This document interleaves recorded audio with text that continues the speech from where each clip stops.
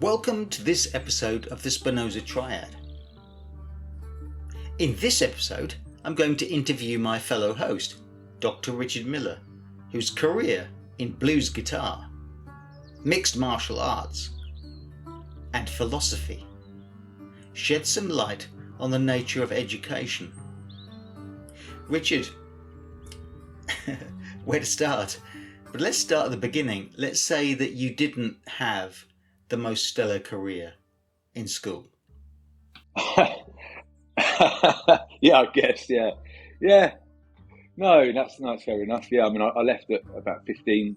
I think I had a GCSE in art, and yeah, the others were, I didn't really engage too well with the school process, really. I'm dyslexic, which, I'm 48 now, so, back then it was, I wouldn't say it was misdiagnosed, but it wasn't diagnosed at all. People didn't really mention it much. But that definitely had on my education, yeah. I just wasn't one of those kids back then, I don't think, John, that was really into it at all, as we've experienced over the years. It just wasn't for me then. So I left school and I ended up a labourer, a hod carrier, ground worker, so it basically sort of, dug holes sort of thing. I was on holiday and met a guy his name was John Tupper. So if you ever hear this, John, thanks. It's just one of those chance encounters. I was at a bar. We ended up chatting to him, and he'd come over to do an MA in philosophy. He was from New Zealand. He was working in a bar in London, and he was doing an MA. I think it was at the London School of Economics. To cut a long story short, the interesting thing for me was I didn't know anything about philosophy at all. I'd kind of heard of it and knew it asked interesting questions, but I didn't really know anything about them. And over the course of a week or so, I got to know him. He mentioned about the usual kind of suspects, the Descartes and this kind of thing. And I just instantly found it fascinating. Just instantly interesting to me. I should say at this stage to our listeners that where we stand now, even though I've started with you didn't have a stellar career at school. You left school at 15 with a GCSE in art. And but where we stand now, because on the other side of this career, you've got a first class degree, you've got a PhD in philosophy. And then besides that, you're a coach of mixed martial arts with some success there as well. And yet it starts with did it start with a chance encounter with a chap? It literally did. It literally did. It was a moment, chance encounter with the guy. I did try and look him up afterwards, but I couldn't find him. I presume maybe I could if I looked online a bit more now. Things have moved on a bit since then, but yeah, it did. I went back and I signed up to the Open University, and it wasn't even a course. It wasn't even one of those. They didn't do straight philosophy. It was with other sort of aspects. But it was. I ended up not doing philosophy. Sociology was my first degree was in. I ended up going through. I started off on a 2-year social sciences through that, but the initial course was it was just an introduction to studying. And I remember saying to my wife Nick, if I just want to finish it, read it, finish it. And where the OU are so good was in the study skills. They teach you active reading, they teach you note taking. One of the first things you get given are exercises in how to actually study. But I feel like it's the same for a martial artist. You can look at MMA, mixed martial arts is a mixture of different disciplines. So you leave school, but you clearly are instantly fascinated by it, or you're fairly instantly fascinated by the idea of ideas. Yeah. By the thought of philosophy asking profound questions. So school didn't do that. No, it didn't in the slightest at all. No, I hated it. I went to school to see my friends. And I was utterly unengaged with anything to do with school. I don't think I was radically bad. I was one of those students that just didn't seem to want to be there. We've all had them there, haven't we, at various times? And did no work, John, either. That's the other thing that surprises me now. I look at, I've got 3 children myself, and the work they do, I literally did nothing. And it was one of those cases, I just went through the net, slightly there. I was kind of a low level student. I didn't do any work. I had no interest in it. I wasn't overly disruptive, I don't think. I think I was one of those sort of cheeky chappies. You know, I was up for a laugh, but I wasn't causing major mayhem anywhere. I just wasn't in any way, shape or form interested in anything. How did you feel? Frustrated, John, honestly. Angry, yeah. Yeah. I know if you imagined a column and you had to ask people to write in that column all the things they learned at school, they could fill it up fairly quickly. So I learned about mathematics and I did some history, learned about the Romans and I did this and so I did. Then they might start putting qualifications. It's the actual things you learn, skills you learn. And then you say to them, well, what did you unlearn at school? And they would say, well, it's nonsense. I didn't learn anything. It's like pouring from a jug into a pot. They pour things into my head. And you say, well, but what they unlearned, they probably unlearned how to draw. They learned they couldn't dance. They probably learned they weren't They learned that big ideas like philosophy were not for them. I'll bet the balance is about half the students leave school unlearned more than they learned. Yeah, I would say so, yeah. I mean, I just want to say, just quickly, there were some teachers, though, that I got on with very well and who I didn't forget. Stuart Renshaw, I think his name was, a PE teacher at Gilbert Inglefield School when I was there. He was just a brilliant guy, really kind of encouraging, just a fantastic, I don't know if role model is the right word because I didn't really see him in that eye, but I just... you're just pleased to see somebody who was a kid. He was not strict in a kind of traditional sense, but you weren't out of line with him. But I also think, on reflection, he was a very good. I think he was a cricketer or rugby. Was he a rugby player? I can't remember. Really fit guy. Really, just everyone looked up to him, and he was just a great guy. Miss Holt, her name was a music teacher there. She was. She really inspired me as well. And do you know what? I mean, just inspired me just to have a go on the ocarina, have a go on this drum, just have a go on stuff. What Richard, what is an ocarina? It's a kind of round, imagine a bull-shaped recorder made of clay. I will, I'll try and imagine that. It was like that. I just remember them selling them to us, ocarinas, at the school. About, funny you say that, I never thought of that. How did they do that? Because everyone ended up with these ocarinas. They must have got a job lot cheap or something. And not that everyone had ocarinas that year, but it was, she was brilliant. I really got on well with her. So I did have good relationships with someone. And this was in the middle school. I don't want to paint it like it was all negative experiences, my education. It wasn't. It was just, God. No, so in case the teachers of Dr. Richard Miller, if you're out there, it wasn't all awful, but that's so true of so much of people's experience of school is that they remember a trip or they remember an experience or they remember a personality. And often, I mean, we'll tell you that something you said or some lessons you gave them changed the direction of their lives. And you think, well, it's quite a profound experience, quite a profound responsibility. But in order to do that, John, I think you need some kind of, there has to be some form of relationship there between student and teacher, where one in which that allows that idea to flourish within that. I think under certain conditions that you're never going to get that because there's a level of resentment. There's not the right environment there where you can allow ideas to work their magic, if you like. Traditionally, there's been it's in martial arts, it's in philosophy, it's in the role of teaching. So there has to be a certain freedom there to cultivate that, I think.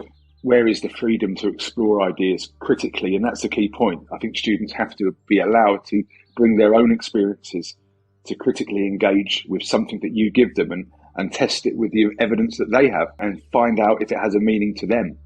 And that's really when these ideas start to come alive. Well, they did for me anyway, Those are some of the most profound skills that carry you through life.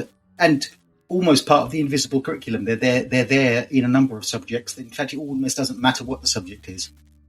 It might be English literature, philosophy, social science, or it might be mathematics, something that leaves you with that critical sense or inspiration towards learning. When did mixed martial arts first start, or martial arts generally? I listened to a martial arts podcast the other day, and the guy was talking about, the MMA one, he was talking about Anthony Robbins, the life guru. And he said you can kind of summarize everything he does down into find someone that does something that you want to do and copy them. And I think academia works very much like that, or it can do, and it works well when it does. I think martial arts works well like that. I think a lot, human beings work quite well like that. And for me, I guess as a kid, I saw Enter the Dragon when I don't know how old I was a pretty hyperactive kid. So I wanted to go and do karate or kung fu, and my parents were like, "No way, we're not having you kicking and punching anything." I don't know what I was. I was doing about 6 or 7 or something. But I had to wait, and in the end, they got me into judo. So on reflection and the way MMA went, it wasn't a bad place to start, to be honest. But I started in judo when I think I was 8 or 9. It was really good. I loved it. And then I moved on to it was a form of kickboxing. So you box with your hands, and the kicks were sort of primarily sort of karate style kicks. And you kick waist above, and the competitions were you'd have a number of competitions in a day, same as the judo ones were like that. And the competitions were good for me because I was, truth be told, I was terrified.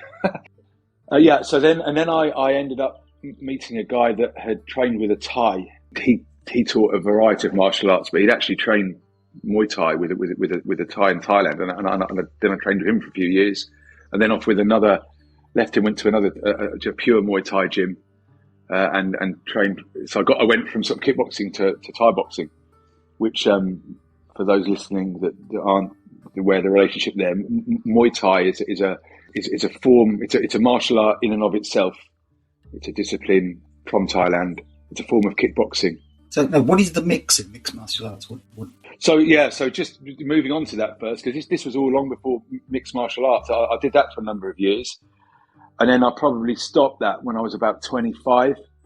Around this kind of time that I met this guy and got into academia. But I ended up joining a Brazilian jiu-jitsu gym, and that's ground fighting. So I'd left Thai boxing. I ended up doing the striking. So mixed martial arts is a combination of these martial arts. So I was probably late 20s. It was in its infancy in the UK then. Really, there weren't many places doing it. I ended up going to a gym where it was primarily then ground based, and meeting the grapplers and training in Brazilian Jiu-Jitsu, and they were doing MMA as well in competitions. So you could do competitions as pure grappling, which was Brazilian Jiu-Jitsu, in a gi, in a suit. Then you could do what's called no gi, which was without the suit, which is just like shorts and t-shirt. You'd grapple like that, and then they did MMA, which was with striking as well, and obviously that starts standing. So I'd had this experience in these different sort of kickboxing and Muay Thai areas, which I put behind me then. But ended up this one gym I was at, they were pretty good. There was some pretty decent pro fighters there, and I ended up sort of helping a few out with some sort of clinch positions and some elbows and knees and bits, and then slowly, kind of that, I went to another gym and started doing. Teaching their MMA guys just stand up striking, which is a kind of draws from Muay Thai, but has also the boxing footwork and boxing hands. So it was just again, you're mixing up different parts of these martial arts, and the beauty of MMA, which I've kept me interested for so long. Again, I didn't intend to be an MMA coach. It's just something that's just I've really enjoyed and kept all the things going and just enjoyed it. Really, it evolves all the time. The sport, if you watch it, what was MMA looked like 15 years ago was different to 10 years ago, different to 5 years ago, and it's changing again now. It's become its own system, if you like, almost, because it draws from the different systems or different martial arts, the bits that are most effective, and not all are effective for all people all the time. I want to say that you do get specialists, and you do get various people who will gravitate towards one area over others, but I think that's a kind of summary of my relationship with it anyway.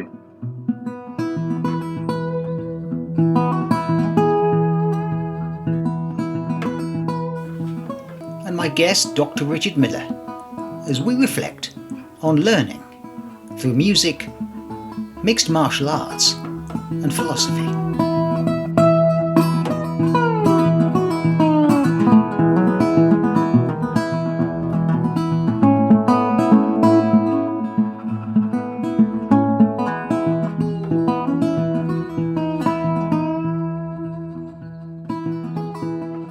When the first ever I heard, there's a thing that people do called cage fighting. Well, I just imagined, as I said to you yesterday, people thrown into a cage, and the one who's still alive after half an hour comes out again, and there was no structure to it or anything of that kind. But of course, actually, what I've learned from you, it's a martial art, and there's an emphasis on the word art. There's a technique to it, as with all arts. There's a skill you can learn.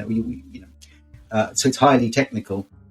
I think I've always liked things that move and change, that aren't static, and it's really, you say about it. Yeah, it's a technical game of chess. I've enjoyed grappling over the years immensely, but I mean they're so technical, it's phenomenal. Likewise, some of the stand-up guys are just amazing now, and the skill level is compared to what it was 20 years ago, it's phenomenal. And I wonder what it'd be like in another 20 years. You know, it's incredible. And you're a strike coach. Yeah, striking. So it's just the kicking. So that's yeah. So I mean, look, on the higher end guys, that I would do just the striking part. So the kicking, punching, the kneeing, the elbow, and elements of the clinch. I wouldn't call myself a complete MMA coach. There are head coaches who do everything, who will teach all aspects of it. I've kind of stayed in that lane because it's one I know I'm comfortable with, and I kind of specialise in that area. That's what people come to me for. It's just that one area. So when you see the fights start and they're standing up and they're moving around and they're feinting and they've got footwork and their heads are moving a certain way and their hands are in a certain place, and the job then for the striker is either to use the cage wall to get back up again, or not, or get held down and then lose. So my area is just really the move about standing area. As well as I want to say that I did. You know, I taught quite a long time. My friend owns a Muay Thai gym, or did. It's shut through COVID, unfortunately. But we ran a very successful Muay Thai kids program, and that was just stand up. So it's its own martial art, as opposed to something like the MMA, where it's just you're blending different bits and pieces together there. So when you first encounter martial arts, you're going onto a gym while you're working. He's going out there in the evening and so on. Or when you're free time, you're going to a gym and so on. Now you're a coach. Who are the young people, guys, women, possibly, who come through the door that you encounter? I would say all sorts, John. Really, you know, the great thing about the sport is it's got something for everyone. Whether or not everyone becomes a great fighter, there's a lot of components and moving parts really for that. But in demographic terms, I mean, it's mostly young men. Primarily, yeah. Primarily young men. But you do get older people that come through and want levels of fitness. You also get, MMA has embraced female fighters as well. You know, the highest level at the UFC, there are always girl fights fighting on there. And you know, there are some fantastic champions. One fighter Saturday, actually, Shevchenko. She's absolutely amazing fighter. And so there are. You've got a sort of modern. It's a very contemporary sport because it only came about in the early 90s, and it's largely a child of the internet. You know, it kind of was born out of social media, and before social media, sort of chat rooms and this kind of thing. It kind of moved through those ranks. Where I'm going with this in a way is that I don't know, the first time I heard that boys were failing at school and girls were getting better and better, but now girls outperform boys at every aspect of schooling and higher education. And lots of young men leave school with poor experiences and having unlearned more than they've learned. And you were telling me, I think you characterised that much of the way in which you got back into academia, studying, you used disciplinary techniques of the disciplinary lessons, rather, of the gym, of mixed martial arts, of martial arts. Definitely. Because what I did, I looked at this Open University course, and I knew, that I wanted to do it, and I wanted to complete it, and I knew I was working however many hours a week, and I knew I had time in the morning, I had time at night, and very much like you prepare a guy for a fight. And by the way, I didn't do this consciously at the time. It was just my mind worked like that. I now realise because of years of training. But it was, I wrote down in the morning. I woke up and tried to do my active reading in the morning before work. Sat there and tried to do the stuff that they tell you to do. Write it down in your own words. Then I would go to work, come back, and I would read through it, and then try and summarise again in my own words, and then read the original article again and see if it made more sense. Kind of almost set a timetable up, which is it's exactly what you do in MMA now. When I was training a lot, that was how we did things. I had a training partner or partners. We would meet up at various points in the week, and we would whether or not it was in gyms or whether or not we had a lot of friends with garages, whether it was a specific friend with a garage, we'd go there and we'd never miss a session, and we would have our runs through there. We would have our bag work, pad work. We'd have technical work. We'd work through stuff there, and we'd just keep going. A martial artist's life is about repetition. It's just drill, drill, drill over and over again. And academia is exactly the same. That's how I went at that then. So and there's another key thing I thought about this. The idea of motivation. You see a lot of people talk about being motivated. That's utterly against the ethos of martial arts, I think. You don't want to be motivated. You want to be self-disciplined. If you have discipline, you don't need motivation. The discipline of martial arts is to carry on doing something when you don't want to do it. Success in academia, for me, is that. Well, that's a fantastic lesson, because I think so much of our culture, I'm going to sound like an old fogey now, but I'm in my 60s, well into my 60s now, so get my state pension this year. So, hey, so I'm allowed to say stuff like this, that I think our culture does produce a sense in which if you want something, if you will something, if you're motivated to go for it, culture, that if you go for it, then somehow success will follow. But it's about desiring that thing, and desire will produce success. Well, clearly you desire, but the desire has to result in the relentless, repetitious, disciplined application over time. Put the work in, and you have to be almost detached from that. I mean, that's something that Stoicism teaches you, isn't it? Happiness is largely by recognizing things in your control and things that aren't in your control. It's organizing your time in such a way that you can commit to a thing, whether or not you want to be a martial arts guy, you want to be a Thai boxer, a MMA fighter, or you want to do well in academia, or be a good student. It's exactly the same. You set a framework out and you stick to it. You don't worry about if you're feeling motivated or not. Don't worry about that. You just get on with it. I watched, like many a middle-class parent, I watched my elder daughter learn the violin. Well, there's literally years of the most appalling noise, and repetition, learning technique, until it becomes muscle memory and second nature and all those things that is embedded in now years of effort and all sorts of moments when she might have given up and not done it. And we weren't like tiger parents. So get to your violin lessons. You must do your 2 hours. But if she was enjoying it, she did it. If she didn't enjoy it, that was fine. And she enjoyed the incremental, very, very incremental process of learning. I mean, so it's that sense in which, and I think anyone who's completed an OU degree, because that OU is, you've got to do it before you go to work. You've got to do it when you come home from work. You've got to do it in your lunch hour. You've got to do it. There isn't the sort of timetable of get to the lecture and get to the lesson. So in martial arts, you break down an MMA fighter. I was sort of look at a fighter or look at the sport with tactical, technical, athleticism. These are the 3 areas that you break something down to. Success is largely a combination of those things.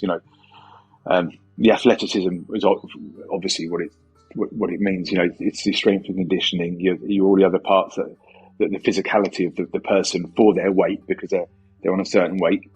And then the other aspects is technical. So what techniques do they have? How much of these repetitions have they put down? This kind of thing. And then you've got tactical. How is that? How are those techniques and that athleticism applied in a tactical sense? What's the game plan going into whatever you're going to do, and does the guy stick to it? I think that academia is exactly the same, and where the OU is so strong, and good teaching, I think, practice as well within a school or a university, is the ability to teach both of those things. You need the study skills are the key, and you also need a kind of a strategy.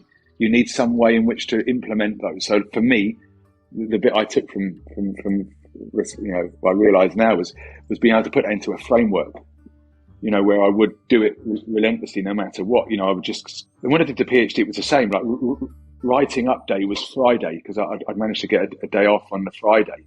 So regardless, hungover or whatever else it was, Friday was still, I sat there and words had to come out. They didn't. sometimes nothing would. But again, it's that self-discipline, isn't it? What's that thing about they say? What is the difference between writers and people who want to be writers? Well, the writers write. That's the difference. They actually do sit down and write, as opposed to the would-be writer who thinks they might get around to it one day.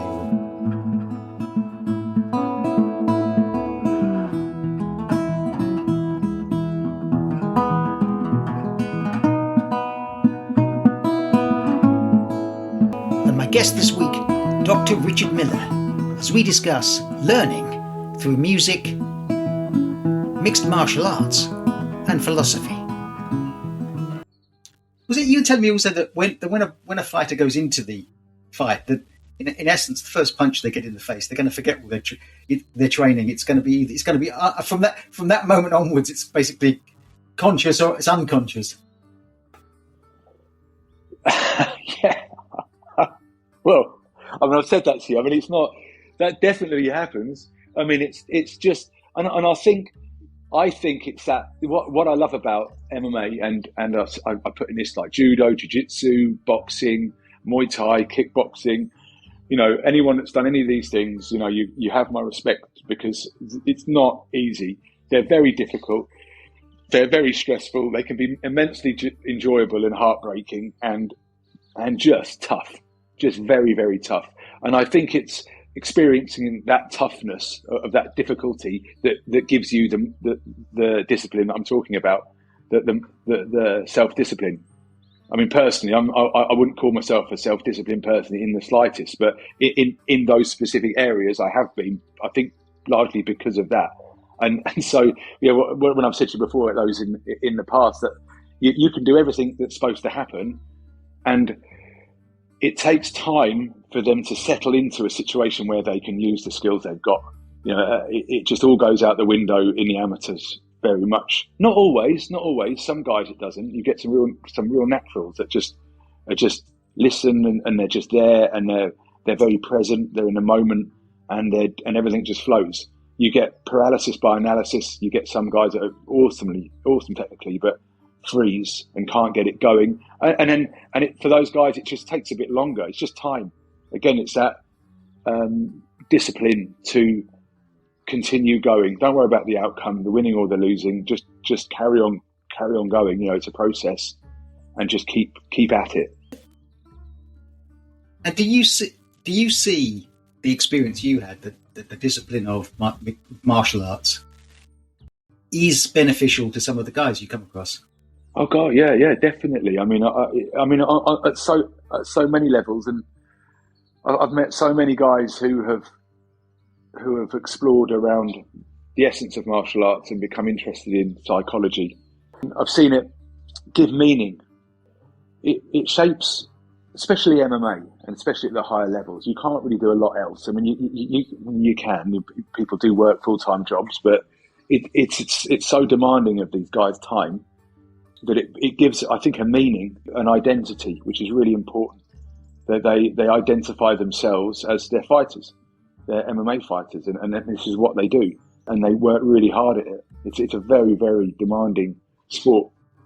There is some sort of synergy between discipline and between thinking about the world in a broader sense. Very much so. In a sense, to break the cliche of the guys who go to the gym are not the guys you're going to have a conversation with about life, morality, ethics, how to live the good life, or anything of those kinds. The life of a modern day mixed martial artist, or someone who wants to be involved in that life, it kind of answers all of those questions, because you do have a meaning, you do have a purpose. You're gaining so many more skills that you're not even, that a young martial artist isn't even aware of that they're getting. Like I say, they're transferable skills. You get someone that's very good at, that's trained hard in MMA and continues to do so.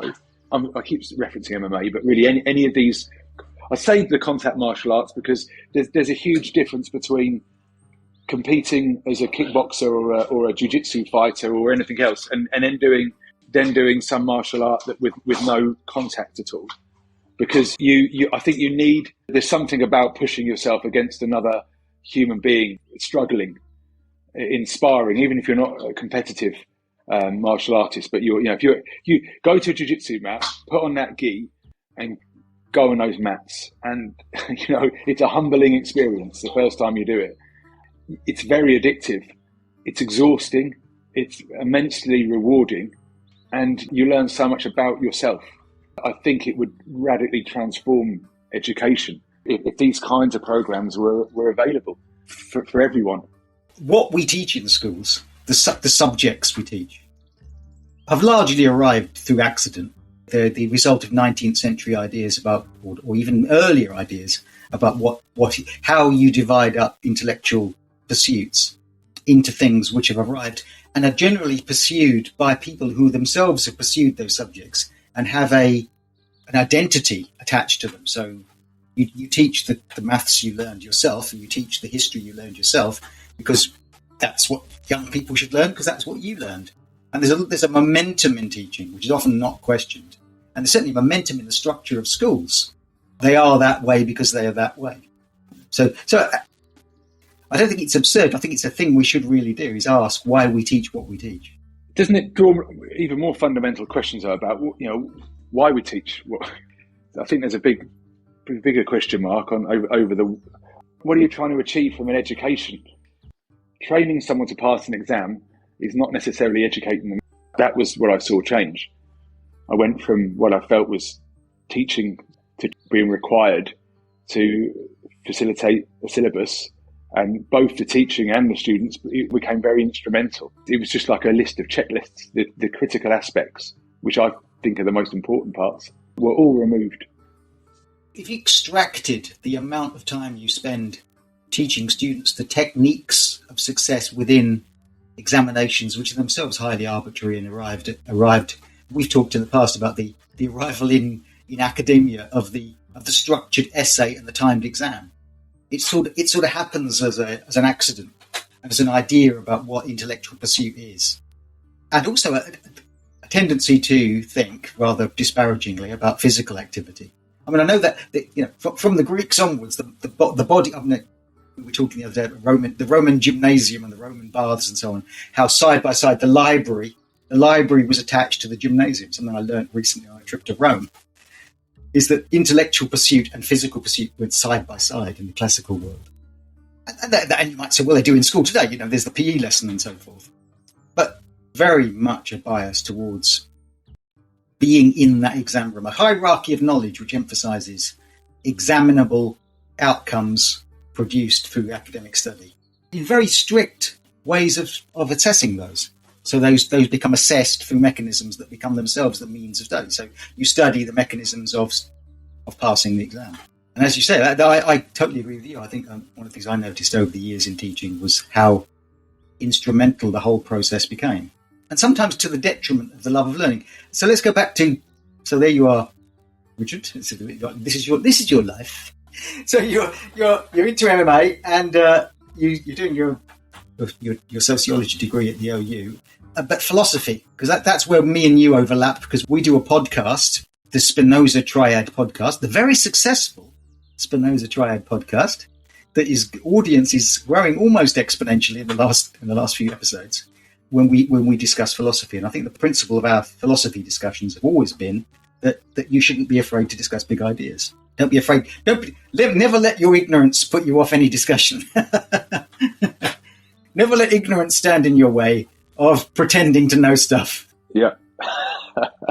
The end point that was, where did philosophy start for you?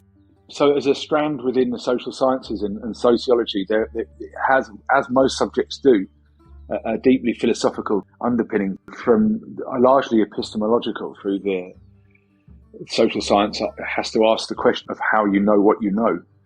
So I never really left it in that sense. I was always interested in the more philosophical areas of the social sciences. I ended up reading quite a bit of Foucault's stuff, so around discourse, language, power, which touched around Nietzsche, and then obviously with sociology you had Marx, and you had the idea of ideology. The concept of ideology itself is a fascinating concept that keep you busy for a few years if you if you go down that kind of rabbit hole. So it was never really, it never really left. You know, when you start off in these areas, it's like there's a kind of, just like there is in martial arts, there are lineages. You get the same in academia. You know, you can trace the different thoughts, if you like, that go back. You know, most roads obviously go back to sort of the Greek period, but I was interested in the sort of contemporary, more modern philosophy then. And then I went back to it was largely, I think, after I'd finished the PhD really that I got really back into the sort of classical philosophy stuff. Because the thing when you do a PhD is you know a hell of a lot about one small area. All of your time is spent on that one area, and you become very immersed in it. And mine was on belief, so it was around. I still find interesting now. And that was another thing I'd say, John, as well. You know, I think the thing about martial arts, which is good, is people are interested in it. Likewise, I think when you're studying something, it's not what subjects should you do. It's what subjects do you find interesting. Forget what you should do.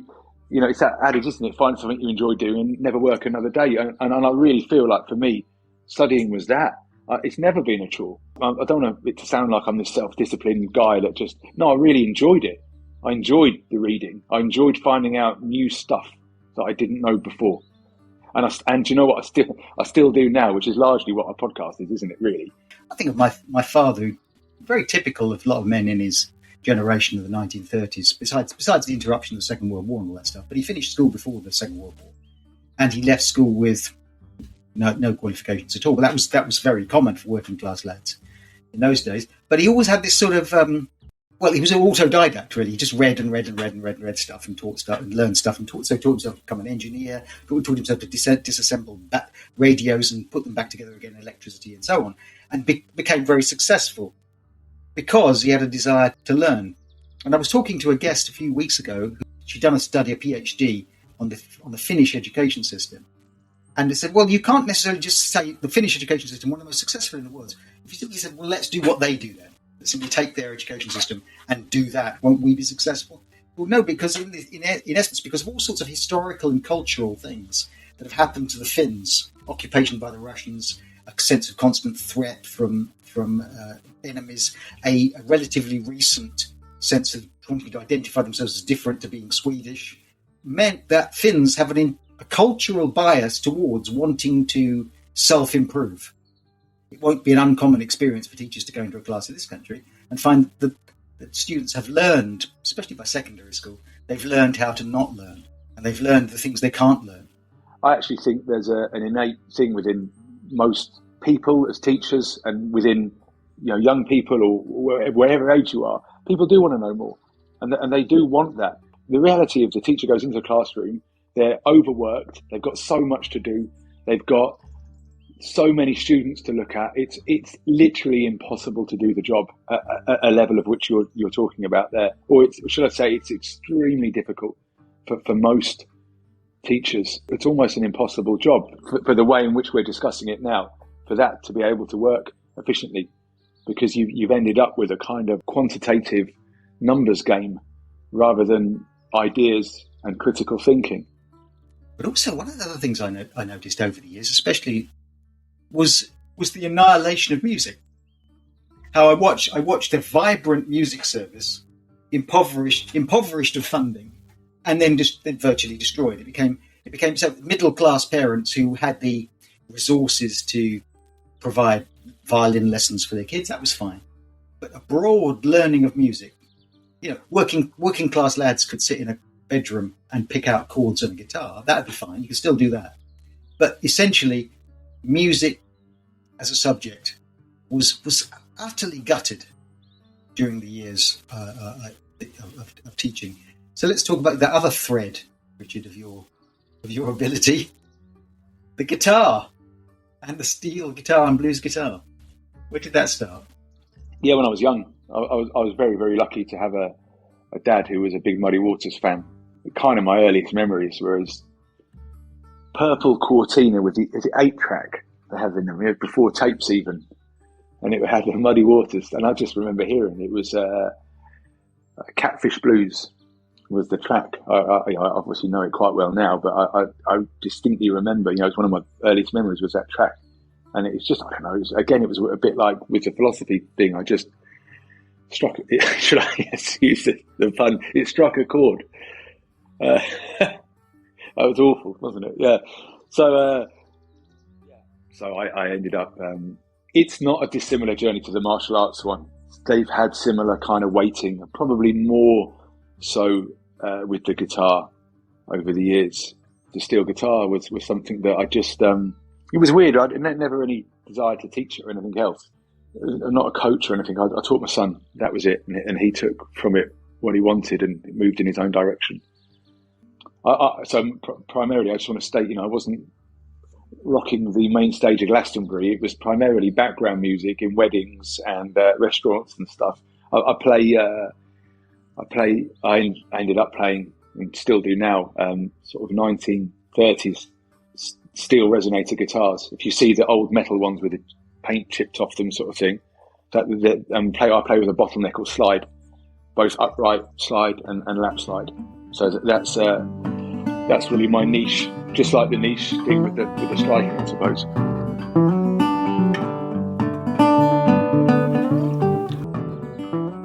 I suspect, and this is going to sound like a completely facetious observation. This is like you're saying stuff, but I don't mind. Is that if you had a school, and in an imaginary world, parallel universe, and that school's curriculum was martial arts, music, and philosophy. So, okay, secondary school.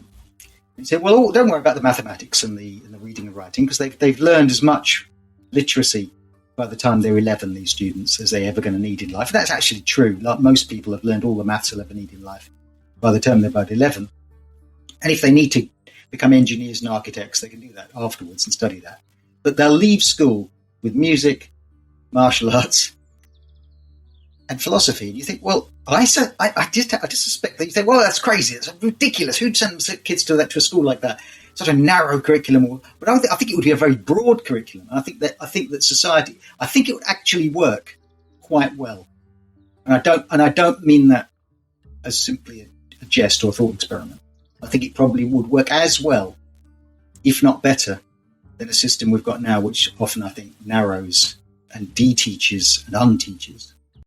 I mean, John, there is, and I think that if you said like music, philosophy, as in, there's an enjoyment with all of these things, and then there's the actual becoming better at something or enjoying it. I think I go back to that thing of like, people like to be good at something. You said about what my life was like at school. I was frustrated because I think I wasn't very good at anything. Not really. I kind of been mucking about with guitar then, and I was already Thai boxing quite a lot by the time I left. So my identity was kind of in that, and I was getting good at that.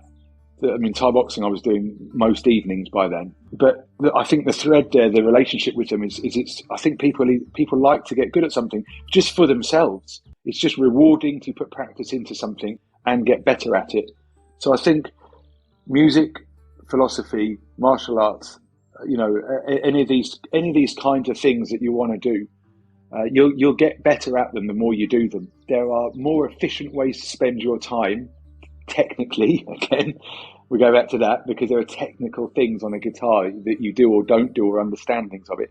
There are also tactical ways of approaching it, endlessly jamming, as much as enjoyable as it is, and which is something I do, I do a lot of, isn't probably as efficient a way of spending your time than maybe you need time. I mean, there would be, I would imagine, ways of spending time like that would give you a better outcome, if you like, for the time you spend it. But unfortunately, John, I also think that, like, we've picked on philosophy, martial arts, but I think any discipline, really, if you allowed an English teacher to teach English, if you allowed, a scientist to teach science, if you allowed a historian to teach history, and just allowed them to bring those aspects to the table, I feel that it all does the same, and it all offers the same. It gives somebody the chance to really get their teeth into something and get better at it, and really, enjoy it,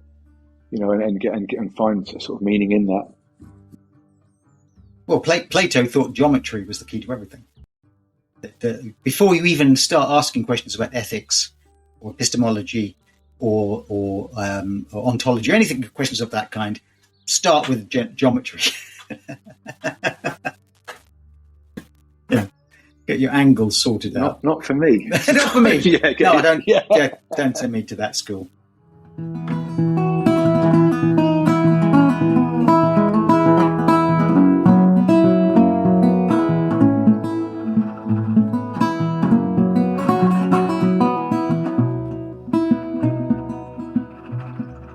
So, Richard, we're talking about the relationship between philosophy, if there is a relationship between philosophy and martial arts. Yeah. I mean, I think there are a number of crossovers there, but I mean, the one that springs to mind really is this idea of a flow state, and I'll bring music in there as well. I mean, only because these are the areas I know about.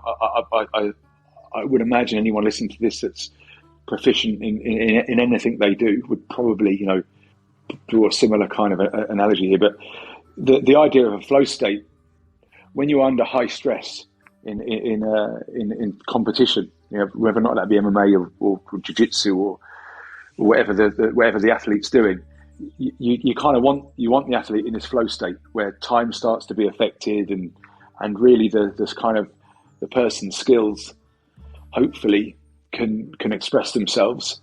It's very much like being on stage with a guitar where you are improvising and you're playing. You enter into this kind of flow state really where you're not really in control of anything.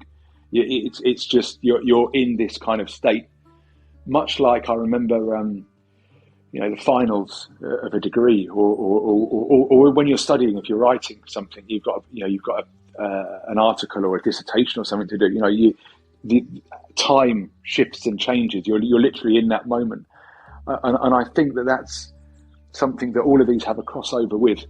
And I don't, like I say, I'm talking about those areas because they're the ones I know a bit about. But I imagine, do you not think could be crossed over to, I don't know, cycling or a poet writing something or an artist looking at it?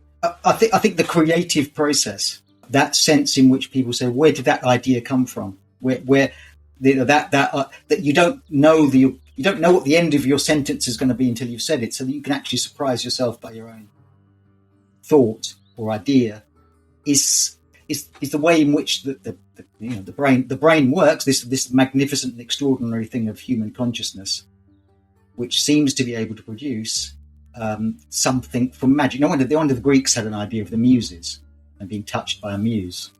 And being able to be where it came from outside. That's that odd sense that I didn't initiate that idea. Of course, I did.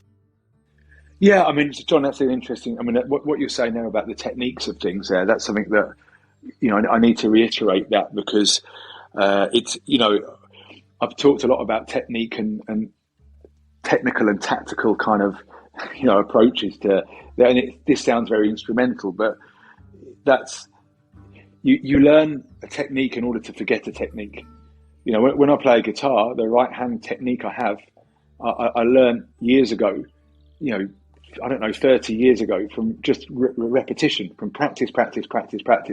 And I do not think about it in the slightest. It does exactly what I want, what I'm thinking. The notes will just get picked out. I don't have to think about it in the slightest. I think that's key. And I wonder whether or not, in academia, you kind of draw upon the books that you've read. You read them, you forget them, but the ideas are there somewhere that you interpolate certain ideas and you keep them. They become part of you. You reject other ones. It's definitely like that for martial artists. You practice technique over and over and over again until you can forget it. You learn the technique and you forget the technique. Your pianist needs to practice the scales. The fingers have to know. They have to know what's there in order to forget what's there, in order to then truly express themselves. And it's the same with martial arts. It's the same with definitely the style of guitar. My experiences of doing what I do with that. So it's the same in academia as well, I think. And you're right. It's definitely something which you'll never hear mentioned once in a school. I mean, a lot of things aren't mentioned in schools, aren't they? I mean, one that's always got me when I've sort of reflect on my teaching, my life as a teacher was I don't know if I ever heard what does it mean to lead a good life. I don't think I ever heard that said once. And you're dealing really in a school full of younger people who have a life ahead of them. The very idea of how you should live your life in a way that's meaningful to you, never mentioned. Well, Richard, I've thoroughly, as always, in our conversations, I've thoroughly enjoyed this, and I think anyone listening to this will think, as we have, about education and schools and what you do teach and what we don't teach, and maybe an alternative curriculum. So, Richard, Dr. Miller, thank you very much for being a guest this week. And that concludes another episode of the Spinoza Triad. This week, I interviewed my friend and colleague, Dr. Richard Miller, and we discussed education. If you liked our discussion, please find us on Spotify, on multiple other platforms, join our Facebook group, look at the website, or just listen to us again. Thank you for listening.